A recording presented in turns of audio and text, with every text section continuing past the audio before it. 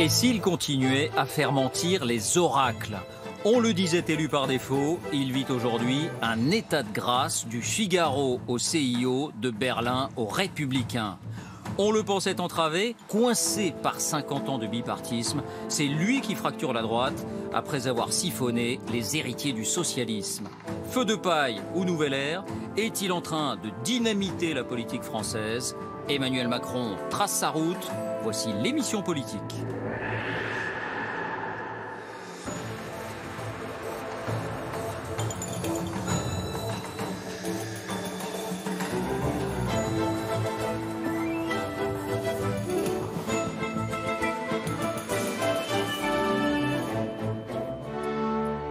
Bonsoir à tous, bonsoir Léa. Bonsoir David et bonsoir à tous. Est-ce un monde nouveau qui est en train de voir le jour et lequel précisément c'est tout l'objet des débats de ce soir. Vous allez découvrir beaucoup de visages. Oui, Emmanuel Macron est-il en train de redessiner le système politique français? Comment réagissent les grands leaders à cela? Ce sont les questions qu'on va poser ce soir. Et pour y répondre, on va procéder en plusieurs temps. D'abord, on va plonger dans l'univers d'Emmanuel Macron avec les missionnaires de sa nouvelle majorité présidentielle, agriculteurs, sportifs, sociologues et un ministre. Ils seront là dans un instant. Qu'est-ce qui les a décidés à passer le pas? Est-ce que cela peut fonctionner? On aura les réponses. Deuxième temps ensuite, la droite, telle qu'on la connaît, va-t-elle se fracturer ou peut-elle survivre? Eh bien, pour la première fois, des dirigeants de la droite en débattront directement. Jean-François Copé, Jean-Louis Bourlan, Georges Fenech, Fabienne Keller, ils seront là ce soir. C'est un échange direct qui s'annonce. Et qu'en dit-on à gauche? Comment réagir face à cette nouvelle donne?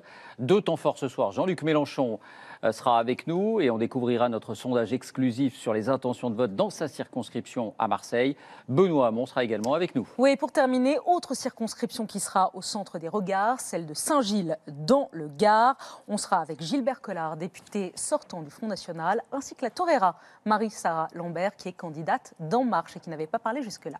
Et puis pour conclure, Jean-Daniel Lévy nous rejoindra pour un grand sondage sur les législatives, le premier depuis l'investiture d'Emmanuel Macron. Léa. Voilà pour le sommaire, c'est parti avec la génération Macron.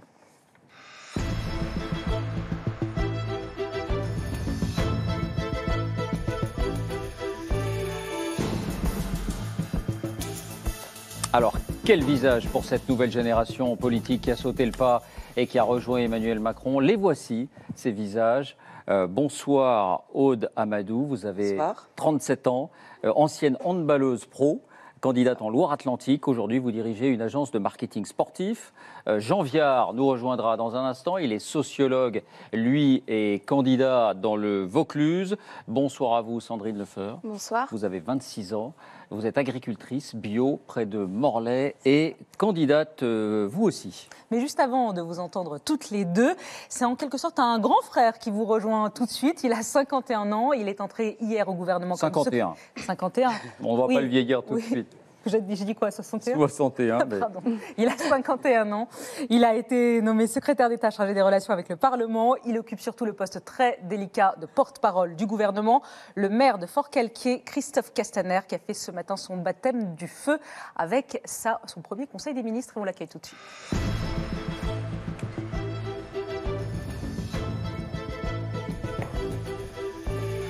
Bonsoir. Bonsoir. Bonsoir. Soyez le bienvenu. Merci. Petite question d'abord, parce qu'on est évidemment curieux, on aimerait être des petites souris. Comment s'est passé ce premier Conseil des ministres? Quelle ambiance? Elle était solennelle, elle était décontractée, elle était grave? Elle est évidemment solennelle. Surtout, seules 2 personnes avaient déjà été ministres. Pour tous les autres, c'était une première. Et donc, évidemment, il y a une gravité. Il y a la gravité de la situation. Mais ce qui a certainement le plus surpris, c'est le fait qu'Emmanuel Macron, en rentrant, était totalement président. Totalement président de la République, et pour des femmes et des hommes comme moi qui l'avaient accompagné pendant de longs mois, y compris dans sa mue qu'il a conduit à la présidentielle. Oui, il avait changé physiquement, d'après vous? Il a pris de la gravité par la fonction, et depuis qu'il s'est installé, notamment dimanche, on a vu sa capacité à être totalement président, cette influence gaullienne, mitterrandienne que chacun a pu observer. Mais nous l'avons vu quand il s'est installé dans le siège du président de la République, qu'il était à sa place. Alors, Pardon Léa, allez-y. Comment ça s'est passé? On aimerait savoir, est-ce que tout le monde s'est bien entendu dans cet attelage baroque dont on va parler de ce gouvernement? Par exemple, je ne sais pas moi, par exemple Jean-Yves Le Drian qui a été ministre pendant 5 ans sous François Hollande, est-ce qu'il s'est bien entendu avec Bruno Le Maire qui a passé 5 ans à taper sur le gouvernement de François Hollande? Est-ce que par exemple ce mariage de raison s'est bien passé ce matin? Vous savez, déjà, certains d'entre nous, on ne se connaissait pas. Donc on a commencé à échanger, à se présenter. Il y a la moitié du gouvernement qui vient de la société civile et puis une autre moitié qui vient du monde politique. Il y a effectivement de la diversité politique. Il y a cette ambition de dépassement politique que Emmanuel Macron a voulu conduire et qui est matérialisée, qui est réalisée. Et permettez-moi une confidence presque personnelle de mon expérience. Moi, depuis de longs mois, je travaille à l'élaboration du projet aux côtés d'Emmanuel Macron, à la campagne, avec des femmes et des hommes de droite. Et je peux vous dire qu'en dehors du petit quart d'heure où on se regarde un peu en chien de faïence parce qu'on ne connaît pas, au fond, il n'y a jamais de divergence. C'est peut-être ma culture d'élu local. Vous voulez dire qu'il n'y a pas de divergence de fond? Pas dans notre ambition présidentielle. Et aujourd'hui, ce qui fait le ciment entre nous, c'est la volonté de mettre en œuvre le projet présidentiel, le contrat qu'Emmanuel Macron a signé avec les Français le 7 mai au soir à 20h. On va en reparler dans un instant de ces équilibres. Simplement d'un mot, on a remarqué qu'aucun ministre ne prenait la parole en sortant. Alors c'est parce qu'il y a beaucoup de personnalités de la société civile, des petits nouveaux, entre guillemets, on voulait éviter les couacs? Non, c'est parce que la gentillesse de laisser le porte-parole rapporter le Conseil des ministres, ça doit certainement être comme ça. Le monopole de la parole. Avant de vous entendre davantage et plus longuement, la journée en images d'un nouveau ministre, Léa. Oui, Valentine Pasquezone et Sylvain Gaume vous ont suivi toute la journée dans cette première journée, dans ce baptême du feu. Voilà leur reportage avec Delphine Arzur et Émilie Jeanne.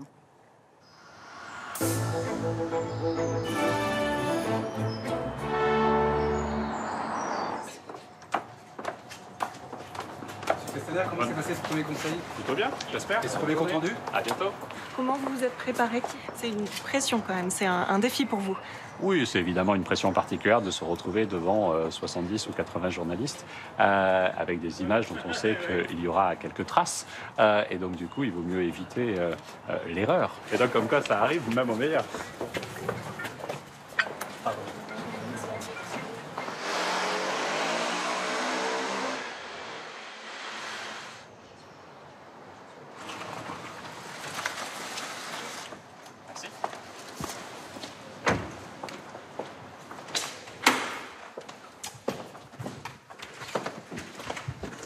Vous n'avez pas eu encore le temps de vraiment découvrir, en fait, non? Non, en fait, j'ai découvert hier soir et il pleuvait. Et donc, effectivement, je n'ai pas encore découvert le jardin avec son salon de jardin. Alors qu'est-ce que vous en pensez? Il est très bien tendu. Il est mieux tendu que mon jardin personnel à Forcalquier. C'est le salon de réception qui est aménagé pour les réceptions que le ministre est amené à faire. La seule réception que j'ai faite jusqu'à présent, c'était la passation de pouvoir, c'était dans cette salle. Qu'est-ce que vous avez pensé à ce moment précis? J'étais plus sous le poids de la responsabilité que dans l'émotion. Donc non, on est en termes de sécu, accompagnement de sécurité dans un véhicule officiel. Le Marignane, Sisteron, Forcalquier. Et ensuite, la voiture décroche. Ah oui, non, je débrouille. Voilà, mais c'est lui qui est censé se caler avec la préfecture. À tout. Alors, Monsieur Castaner, c'est votre première journée de travail ici. Vous prenez vos marques. Comment ça se passe? Oui, je tente de prendre mes marques. Il faut que j'ai quelques repères, y compris avec les personnes. Là, le plus urgent, c'est en fait la constitution du cabinet. Donc, avec le recrutement d'un directeur de cabinet et puis des équipes. Donc, ça prend quelques jours, mais c'est très intense. Et vous, qu'est-ce que ça vous fait d'être aujourd'hui secrétaire d'État en relation avec le Parlement, de prendre ce nouveau poste? Il y a à la fois de la gravité liée à la fonction. Moi, je sais aussi les attentes, les exigences qui ont été exprimées par les Français lors des élections et des 2 tours, avec des colères aussi. Et donc, il nous faut les entendre. Et puis, il y a aussi une part de fierté, une part même de bonheur. Moi, j'assume ce mot.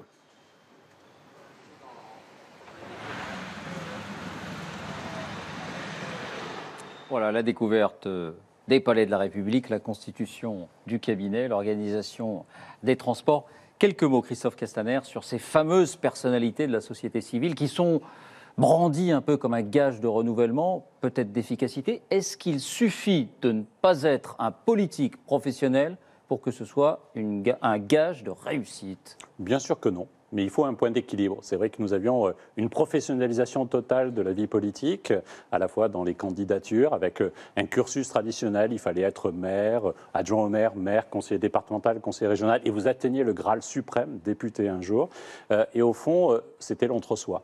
Et il est nécessaire que ce soit au gouvernement, mais que ce soit aussi avec nos candidats. 77% des candidats à La République En Marche ne sont pas élus aujourd'hui. Par contre, ce sont des femmes et des hommes, comme celles qui nous entourent aujourd'hui, qui représentent la diversité de la société française. Vous parlez de ce renouveau. Vous ne cessez d'ailleurs de dire, vous et toute la Macronie nouvelle, de parler du monde nouveau face au monde ancien, face au ringard du monde ancien.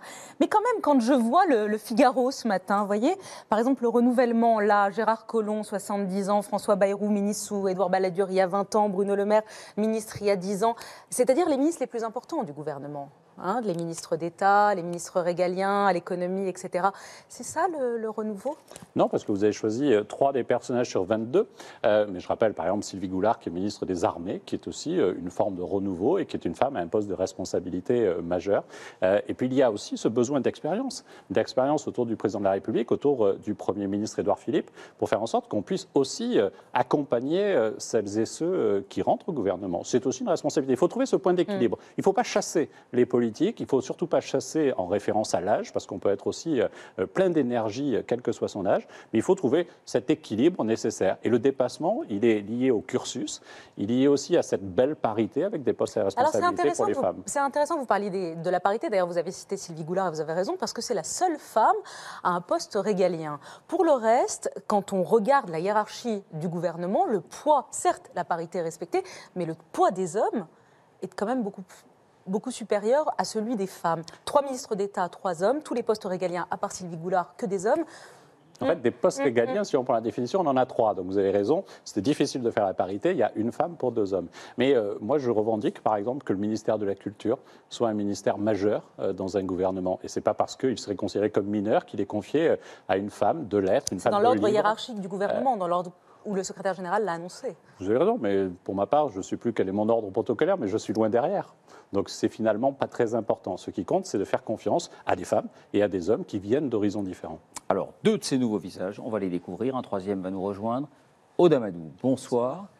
Qu'est-ce qui vous a décidé, vous, la championne de handball, joueuse, pro, vous avez ensuite montré votre entreprise, qu'est-ce qui vous a décidé à sauter le pas, à vous engager en politique? C'est vraiment une première pour vous? Oui, c'est une première. Je ne me suis jamais engagée en politique parce que je pense que je manquais de maturité. Moi, ce qui m'a permis la curiosité, ça m'a attirée. Le parti m'a attirée. Comment fonctionne ce monde? La démocratie participative, dans l'action. Parce que voilà, c'était cette possibilité de s'exprimer, ces consultations qui ont très vite été mises en place par des comités. Donc cette particularité-là, dans les équipes d'Emmanuel Macron, d'organiser en quelque sorte des consultations pour trouver des candidats.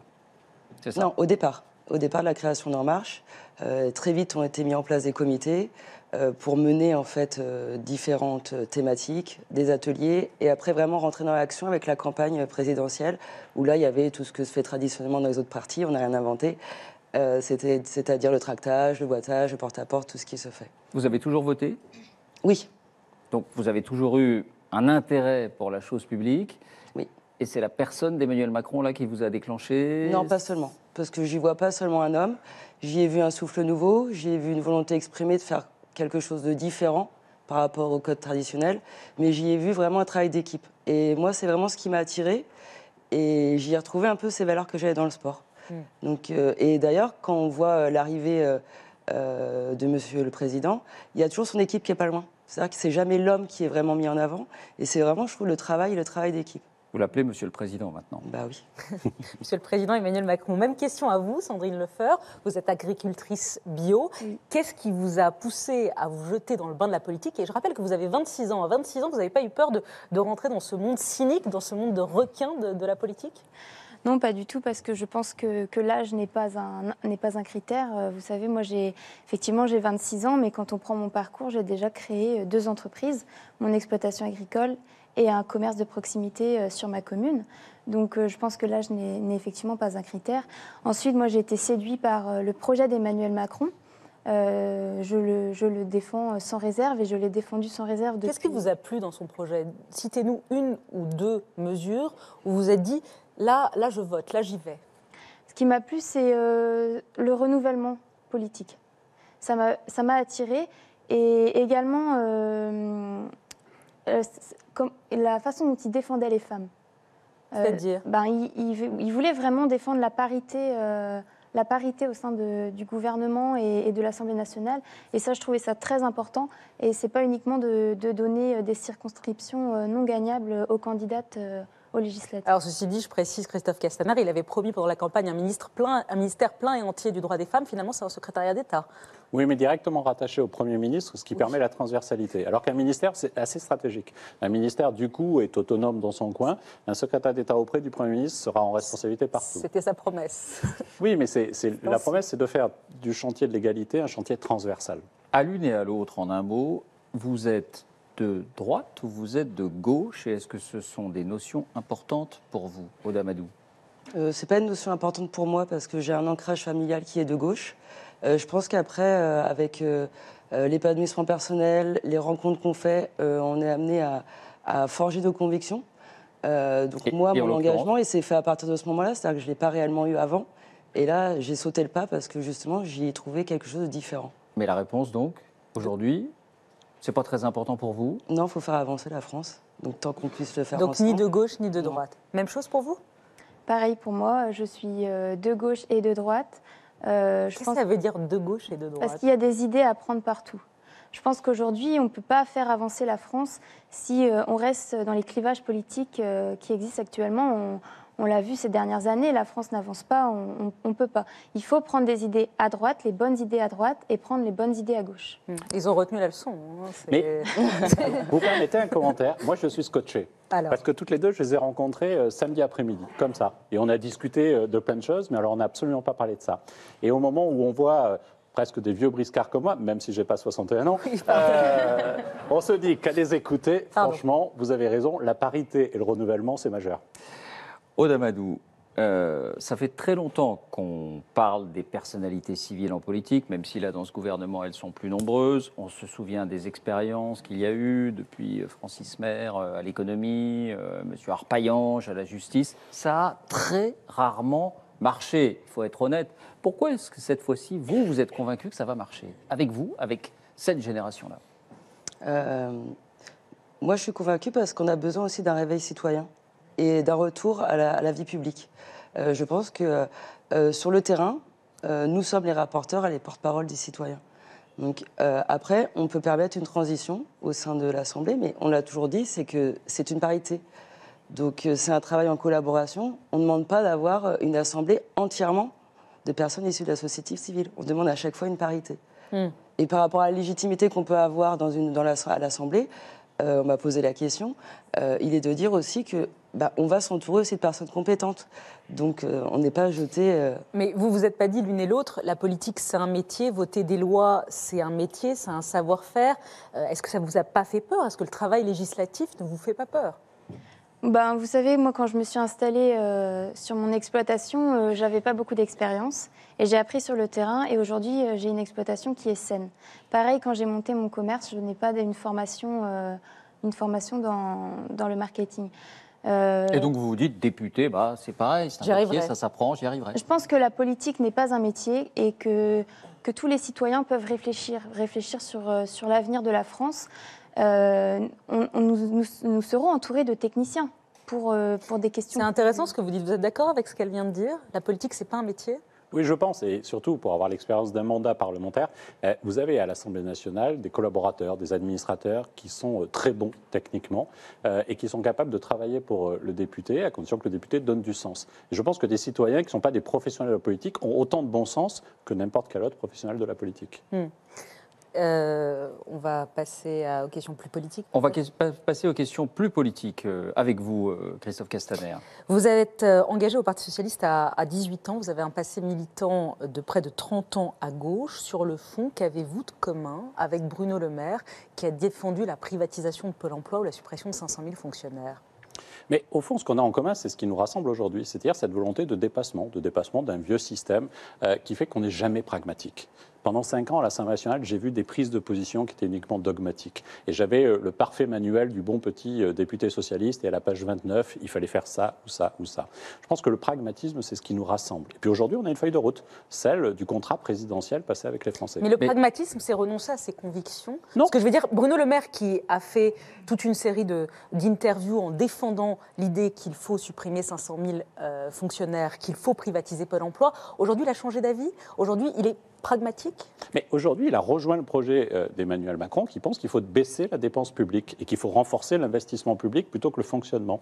Et en cela, Emmanuel Macron a fixé un objectif au ministre, sous 5 ans, de diminuer la masse salariale de la fonction publique de 120 000 fonctionnaires. C'est aujourd'hui la feuille de route qu'il va avoir. Mais vous savez, Édouard Philippe, moi je veux dire, vous avez évoqué le moment où je suis rentré au Parti socialiste, je suis rentré par et pour Michel Rocard. J'ai toujours été rocardien. Édouard Philippe, qui a fait un cheminement différent, est rentré en politique par et pour Michel Rocard. Que l'on se retrouve aujourd'hui dans le pragmatisme qu'incarnait Michel Rocard me va plutôt bien. Oui, mais il dit, Édouard Philippe, qu'il est de droite. Oui, mais moi je viens de la gauche. La question, c'est pas de renier son parcours ou mon parcours, mais c'est qu'enfin, ensemble, on arrête de se poser une question toujours la même. Quand une idée est proposée, on ne se demande pas si elle est bonne ou pas. On se demande est-ce qu'elle vient d'un type de droite ou d'une femme de gauche. Je pense que c'est un système qui a sclérosé notre société, qu'il faut dépasser. Ce dépassement, Emmanuel Macron l'a réussi. Ça fait 30 ans que des personnalités du centre essayent de le faire et on a enfin quelqu'un qui réussit et qui rassemble. Mais Christophe Castaner, il y a un mot-clé quand on vous entend, c'est le mot de pragmatisme. Et tout le monde convient qu'il y a des sujets où ces clivages sont artificiels. Mais n'y a-t-il pas des philosophies, des visions en politique? La droite, ça existe, la gauche, ça existe, une vision de gauche existe, une vision de droite existe. Est-ce que vous êtes en train de nous dire que ça n'existe plus? Que c'est l'ancien monde? Je pense que c'est dépassé. Je pense qu'aujourd'hui, quand on dit qu'il faut diminuer la dépense publique en France, je n'ai pas l'impression que ce soit plus de gauche que plus de droite. C'est tout simplement ce que font tous les Français. À la fin du mois, ils essayent d'éviter de dépenser plus que ce qu'ils ont, alors que les gouvernements, de gauche ou de droite, ne se sont jamais posé ce genre de questions. Ce pragmatisme-là, il permet ensuite d'avoir des ambitions sociales. Et je vais vous dire, quand on regarde le bilan, par exemple, de Valéry Giscard d'Estaing sur les questions sociales et sociétales, est-ce qu'il était de droite ou est-ce qu'il était de gauche? Alors on disait beaucoup que sur les questions sociétales, il était de gauche et que sur les questions économiques, il était de droite. Et bien finalement, si ça marche, moi je me sens du coup très giscardien et vous voyez, ça me surprend vu mon âge. Alors ça surprend beaucoup de monde aussi quand même, ces tendances et ces personnalités différentes au gouvernement, parce qu'il y a eu des déclarations. Léa parlait des convictions de Bruno Le Maire, mais il a aussi parlé d'Emmanuel Macron en certains termes. On l'écoute. Attention à cette façon de mélanger, de brouiller les lignes et de dire qu'on va mettre avec soi tous les progressistes. Je trouve que ça ne veut absolument rien dire. C'est de la soupe. La politique, c'est de la soupe. Oui, c'est de la soupe. La politique a besoin de clarté. Elle a besoin Macron, d'angle. c'est de la soupe.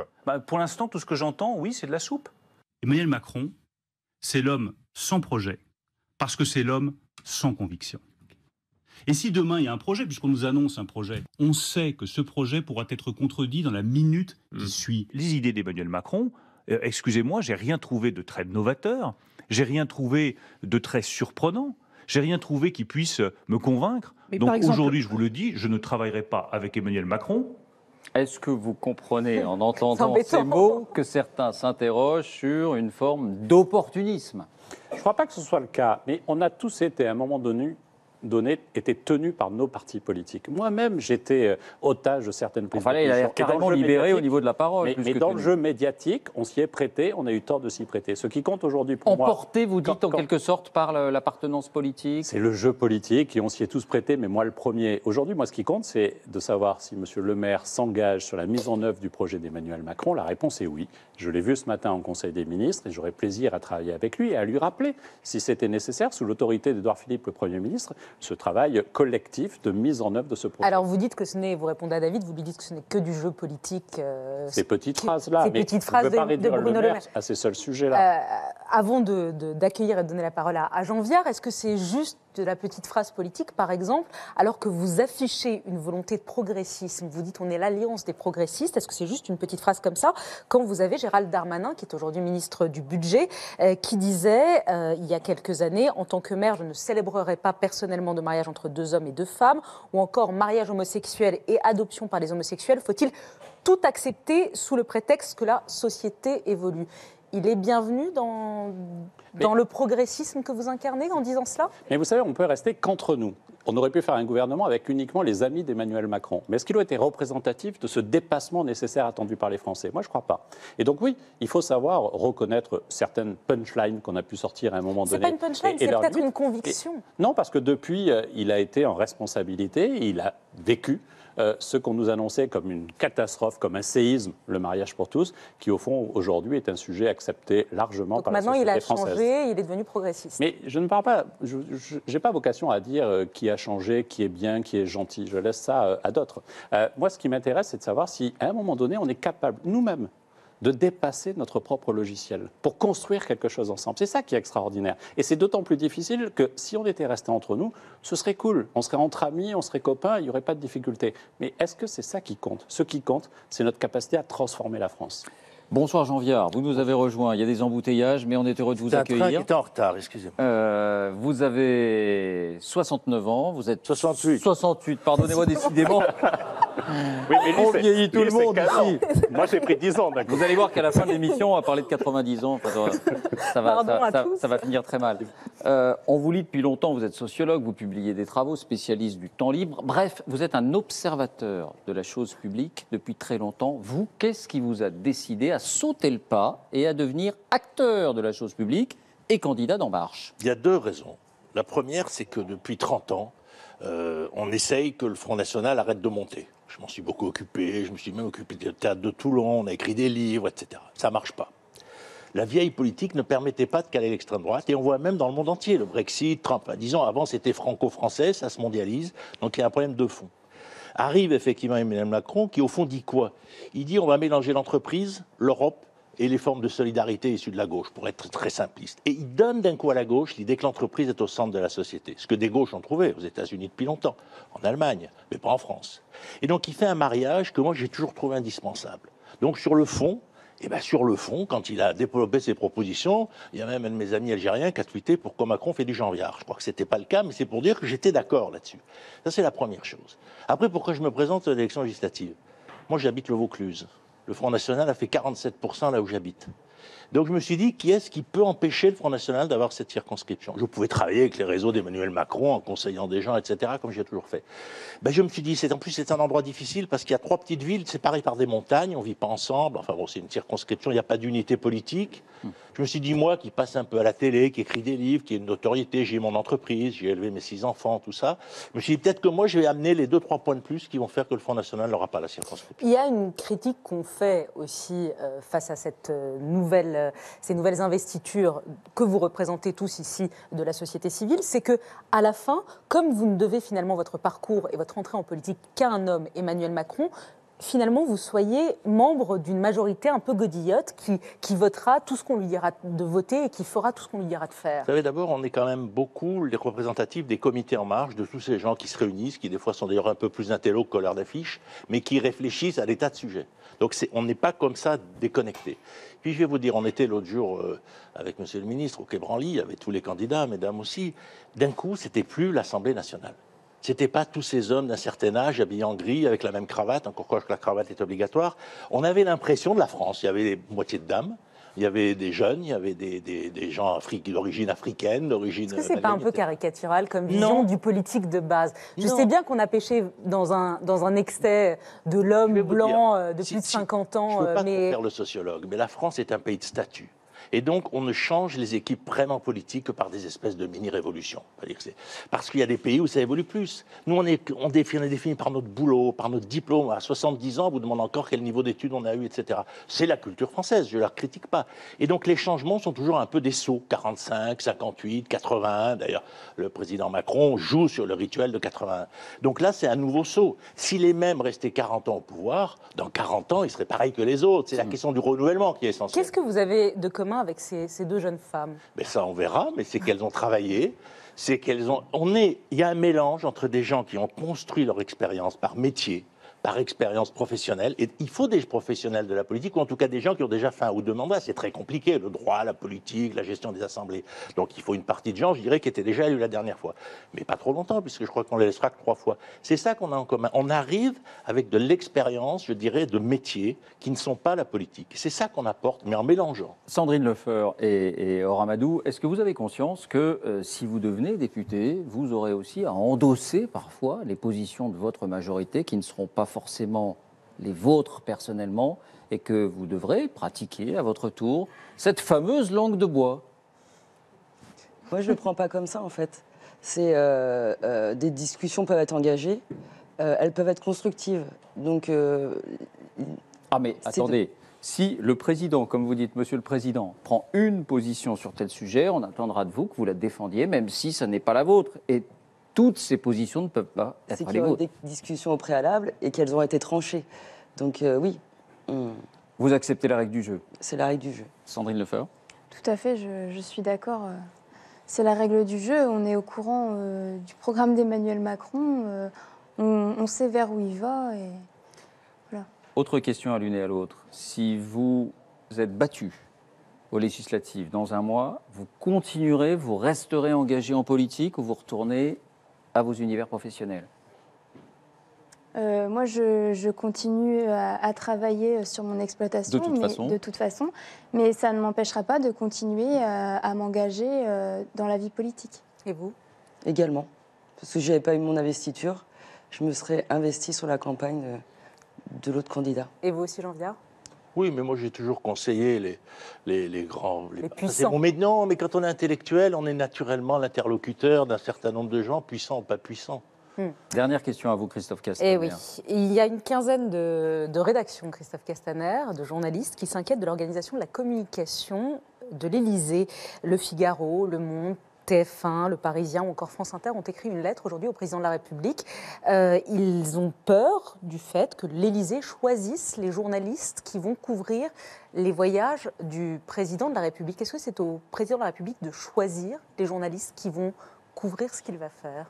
Ils l'ont évoqué ce matin, ils m'ont interpellé sur ce sujet. J'en ai fait part au président et à son équipe. Ils seront reçus demain et je ne doute pas qu'ils soient rassurés. Il est évident que la liberté de la presse, de toute la presse dans son expression, est majeure, essentielle et que nous la défendrons toujours. Mais ça veut dire quoi? Ça veut dire, vous ne répondez pas à ma question. Si, ils seront reçus demain et on leur apportera ces garanties-là. Évidemment, ce n'est pas le président de la République qui doit choisir les journalistes qui représentent tel ou tel journal. Donc il y a eu une erreur sur le voyage au Mali? En fait, c'est...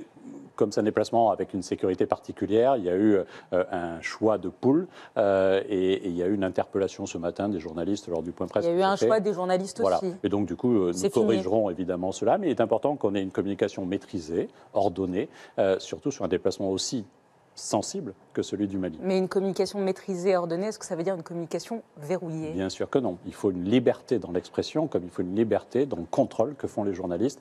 Nous y veillerons. Merci à vous quatre. On souhaitait avoir un aperçu de cette génération Macron. Et encore une fois, une génération, ce n'est pas une question d'âge, c'est une question de projet, c'est une question de ce qu'on a vécu aussi et de ce qu'on veut vivre. Merci d'avoir été avec nous et merci, monsieur le ministre, le secrétaire d'État, merci, d'avoir été aussi sur ce plateau pour la première fois.